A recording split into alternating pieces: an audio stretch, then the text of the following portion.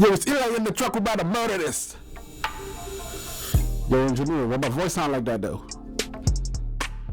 I don't know. Is this new mic pre I just got, man? I don't think it's working out. I may have to return it.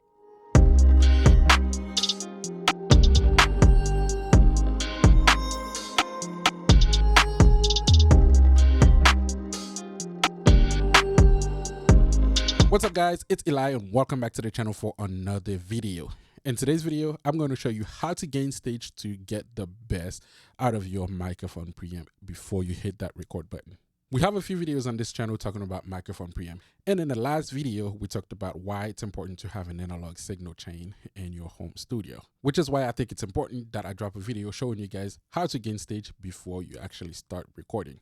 This video is going to be geared towards the people using analog gear to record, and it's also going to work just as well for people using Unison technology. One thing I want to make clear before we get started is that the end result is the only thing that matters.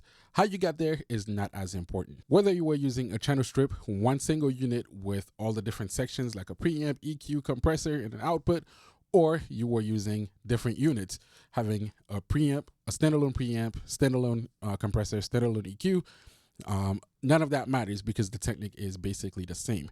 There's two key points that we have to understand. The first part is receiving the audio, right?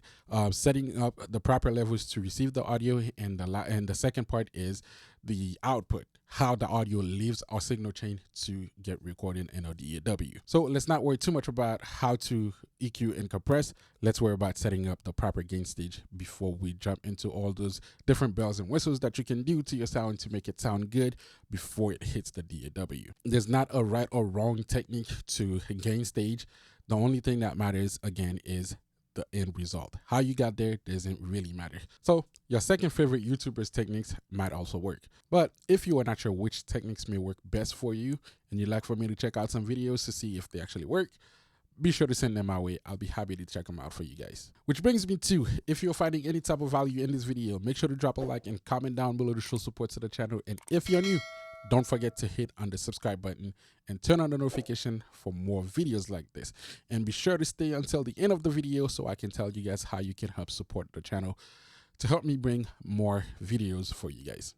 All right, jumping right into the subject at hand. The signal chain I'm going to be using for this video is going to be a channel strip, meaning I have a preamp, EQ, compressor, and output all in the same device. All right, so looking at my studio channel mic pre here, we're going to start setting up our levels to get the best out of that microphone preamp. I'm going to start a little bit backwards here. I find this technique to give me the best results since I've been using this microphone preamp. I believe I got it since 2016 and I've been using it ever since. There has been a lot of trial and errors, but I believe this technique that I am about to show you right now is the best way that I've been able to get the best out of this mic preamp. All right, so to get started, the first thing we want to do is to set our output level. The output level basically controls how much of that signal you are sending to the next device. So if you're using a channel strip like me, the next device in the chain would be your interface. The output of my preamp in this case would be sending the signal directly to my interface. But if you're using separate standalone units, the output in this case may be sending the signal to your EQ or to your compressor, whatever you have next in the chain. We want to make sure that the signal that we are going to the next device is the most accurate representation of that audio level, right? That's the reason why I want to start with the output. We're going to set it to 0 or unity before we touch anything else on our mic preamp. If your microphone preamp does not happen to have an output dial, that is okay as well. But if it does, this is the first thing that we want to start with. All right. The next thing that we want to focus on is the gain, the input level. This controls how much signal the device itself is receiving from the audio source.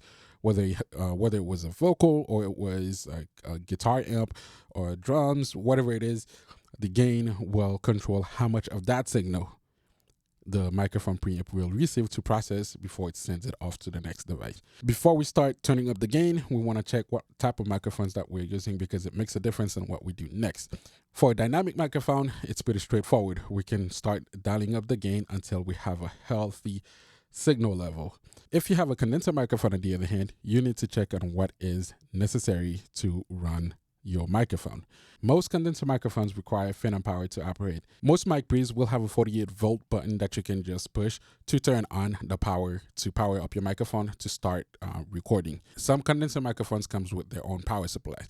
So in that case, you would just turn it on, make sure your microphone is powered, and you are ready to go. Assuming that all our microphones are ready, now we are ready to start turning up the gain. Mic check 1 2. Hello, mic check 1 2. Mic check 1 2. Mic check 1 2. Yeah. Mic check 1 2. Mic check 1 2. Mic check 1 2. Mic check 1 2. Mic check 1 2. Yeah. Mic check 1 2. 1 2 3.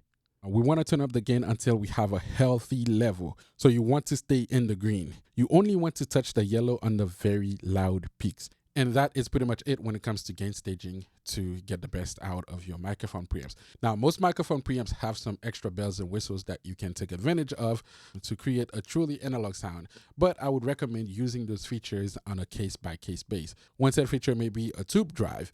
You want to turn up the tube drive on a case-by-case basis. If the song requires a little bit more warmth or a little bit more saturation on the vocal, then you may want to use that. Yeah. This is a little tube. Adding a little tube to the voice. Yeah.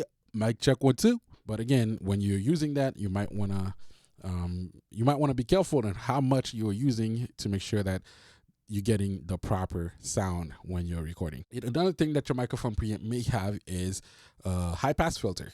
A high pass filter is something that I would also recommend to use on a case-by-case basis. Not everything that you're recording needs to have a high pass filter on, and also sometimes depending on what you're recording, it may need it. So case-by-case basis, use the high pass filter as needed. How about a high pass filter?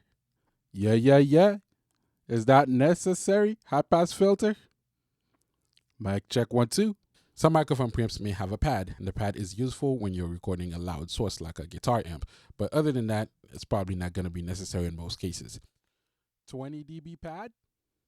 Oh, can barely hear anything. Yeah.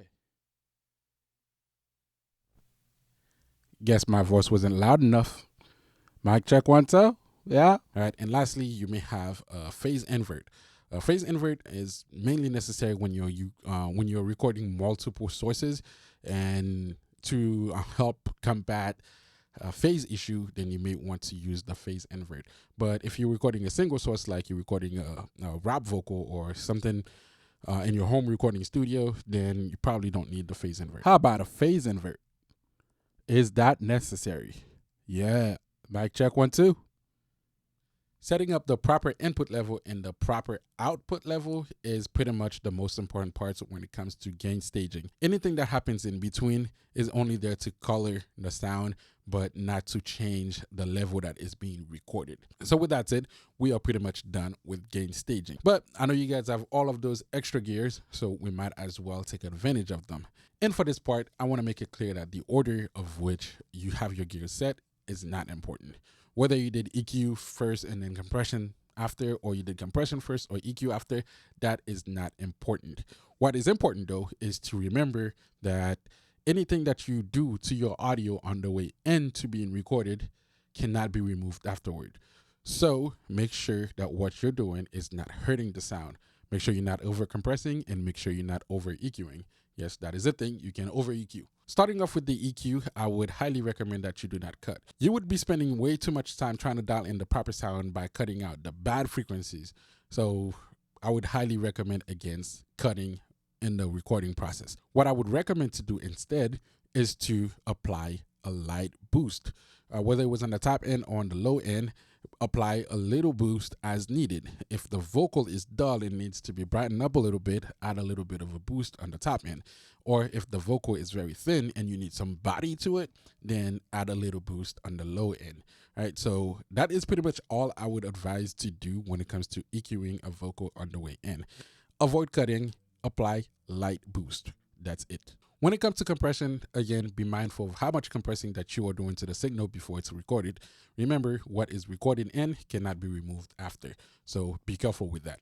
Depending on the compressor that you are using, here are the settings that I would advise doing. If your compressor have attack and release, I would advise using the slowest attack that you can and using the fastest release that you can, and let the threshold handle the amount of compression that is being done. And you don't want to do more than 5 dB of gain reduction, and that should only be at the very peaks. You want the compression to sound as natural as possible, so you don't want it to attack too fast and you don't want it to release too slow. So a fastest release and slowest attack is a good way to start. From there, you can mess around with the knobs a little bit and get the sound that you are looking for. But I'd recommend starting with the slowest attack and the fastest release, and let the threshold do the bulk of the compressing. Remember, you need to match the level that is coming out of your compressor to the level that was going in. They need to be relatively the same. And remember, you are not trying to replace the mixing process here. You're just trying to get the best sound possible to make mixing a little bit easier on the end. And this brings me to the end of the video. If you guys did like it, make sure to drop a like and comment down below. This will tell me which type of videos that you guys like more, and I can focus on making more of those videos for you guys. And if you're new here, make sure to subscribe and turn on the notification bell to get more videos like this. Here's how you guys can help support the channel. I am an Amazon affiliate and my link is going to be down in the description. So whatever you guys need to purchase, whether it was musical equipment or everyday items, make sure to use that link. Whatever you purchase is not going to cost you extra, but I will get a small percentage of it and I can invest that back into the channel to make more videos for you guys. Depending on how many people is using that link, I might be able to even get some gears in here that I can test for you guys to let you know which is a good buy and which is a waste of money. So make sure to use that link. It's going to help out the channel a lot and I would really appreciate it. And thank you for making it this far in this video. I will see you in the next one.